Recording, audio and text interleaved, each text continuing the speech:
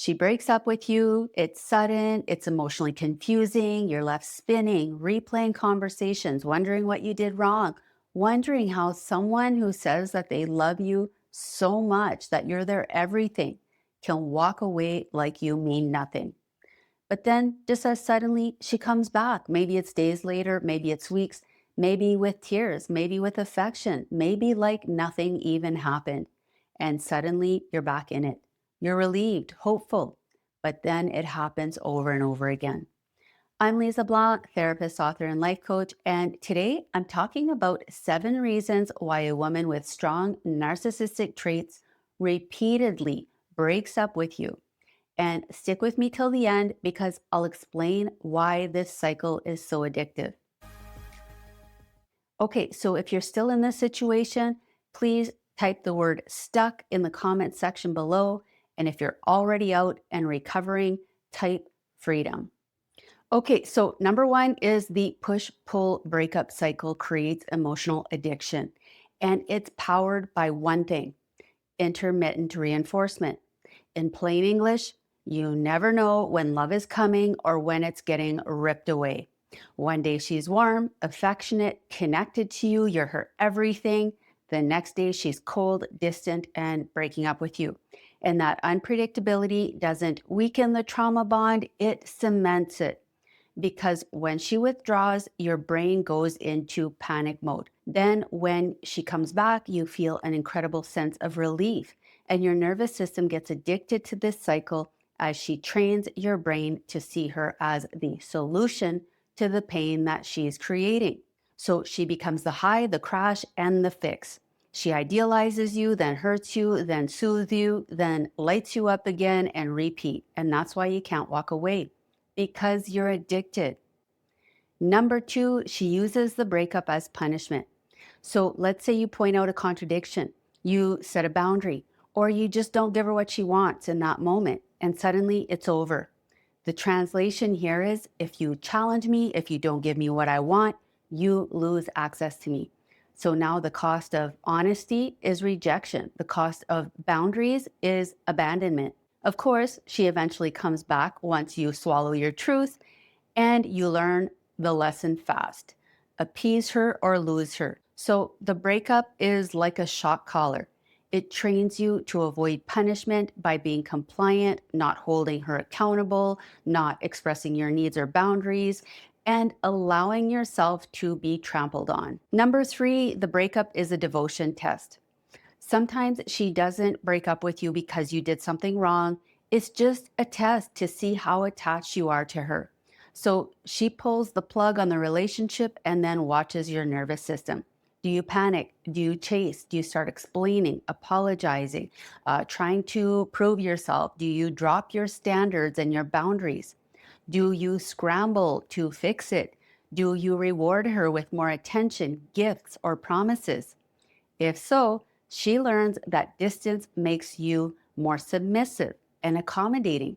And once she confirms that, she doesn't need to argue with you. She just needs to withdraw or break up with you to get whatever she wants.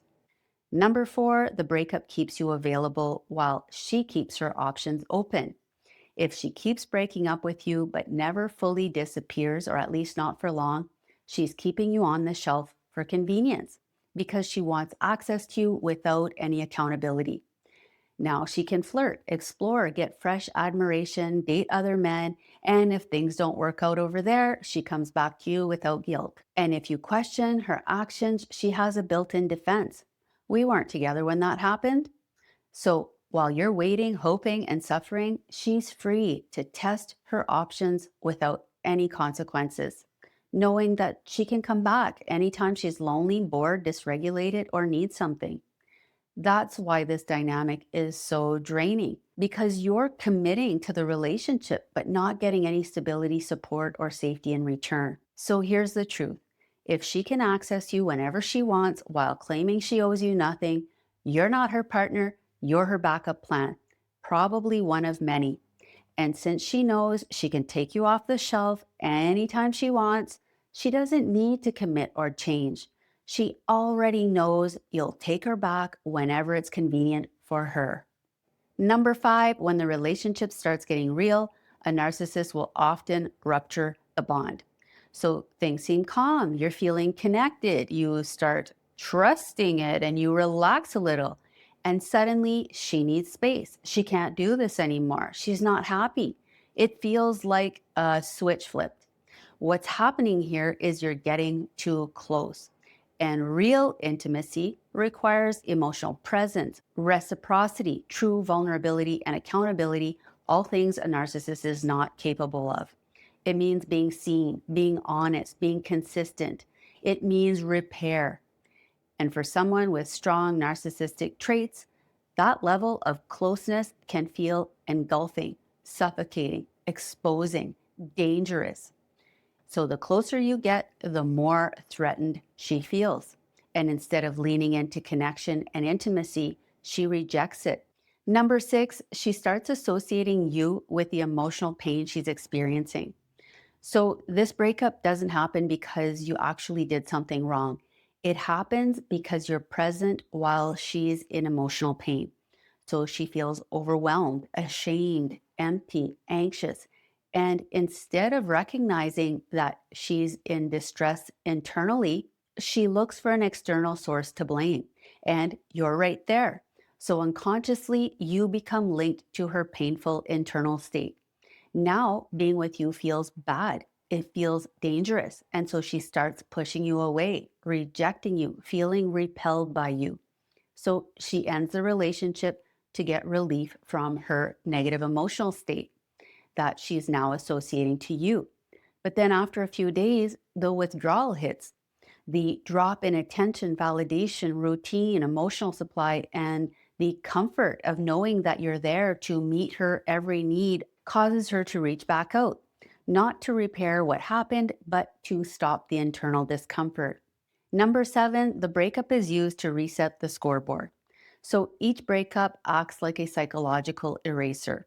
Everything that happened before it gets minimized or reframed as that was before. We were broken up then. Let's not rehash the past. So the relationship keeps restarting without repair. When she comes back, it feels like a new beginning, but nothing has been resolved. And you're pressured to start fresh with no questions asked if you want to be together again. When you're in this type of relationship, your nervous system stays locked in a loop. You get destabilized, anxious, self-blaming, and you start tolerating things you never thought you'd tolerate in a million years.